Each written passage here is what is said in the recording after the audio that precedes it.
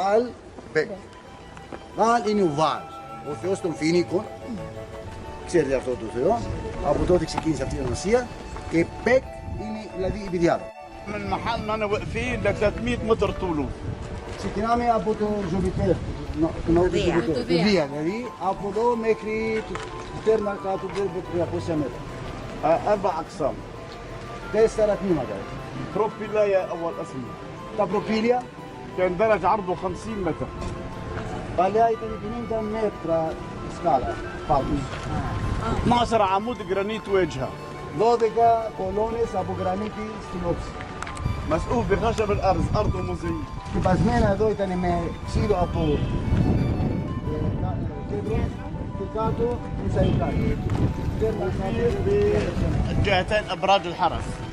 Και από δύο πλευρές οι πύργοι που φυλάξαν δηλαδή την είσοδο. هذا القسم الثاني الملعب المسدس. جهات كانت ولايه 30 عمود جرانيت. Εδώ βλέπετε οξάγωνο. Σαν πλατεία, οξάγωνη πλατεία, σαν γήπεδο ήταν με γύρω με 30 κολόνες από γρανίτη. وعالداير كان مسؤول بخشب الارز الوسط مفتوح للشمس وارضه الموزايك. Στη μέση ανοιχτό δηλαδή, σαν εσωτερική αυλή, αλλά γύρω στα περιστήλια δηλαδή σκεπασμένο πάλι με ξύλο από κέντρο. كانوا يستعملوه للرقص الديني الروماني. Εδώ χορεύανε δηλαδή, τους θρησκευτικούς χορούς μέσα εδώ, μέσα στην πλατεία αυτή. Των Ρωμαίων παλιά. عالداير كان 84 عمود جرانيت. Γύρω υπήρχαν τότε 84 κολόνες από γρανίτη. وعالداير مسقوف النص مفتوح للشمس. Το ίδιο, τα περιστήλια σκεπασμένα με ξύλο, στο κέντρο ανοιχτό.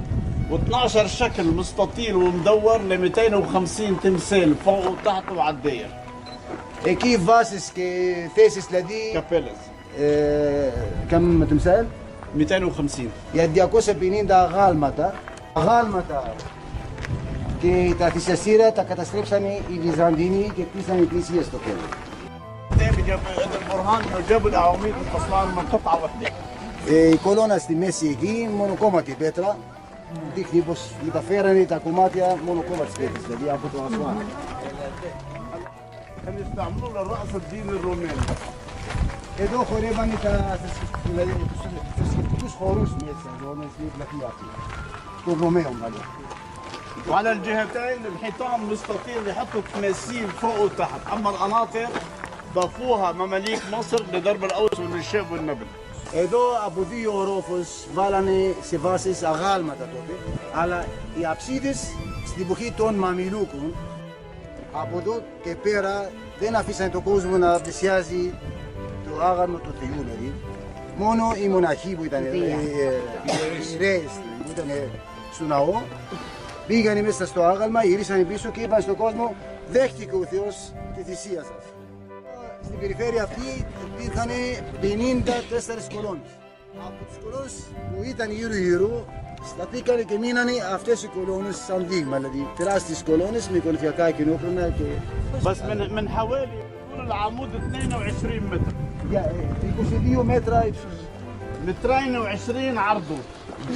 2 μέτρα και 20 εκατοστά κάτω η βάση. 3 قطع.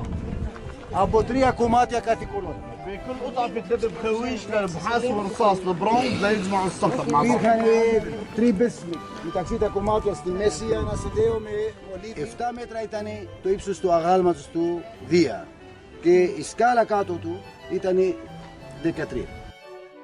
Στο πλάτη του ναού 51 μέτρα. Αποτελείται από 3 πέτρες μεγάλες. Κάθε πέτρα ζυγίζει πάνω από 800 τόνους που είναι κάτω από μας. Αυτή η πέτρα 4 μέτρα, κάτω 5 μέτρα μέχρι εκεί. Και η δεύτερη και μετά έρχεται εκεί. Οι 3 πέτρες που αναφέρονται δηλαδή. Το τρίλιθον.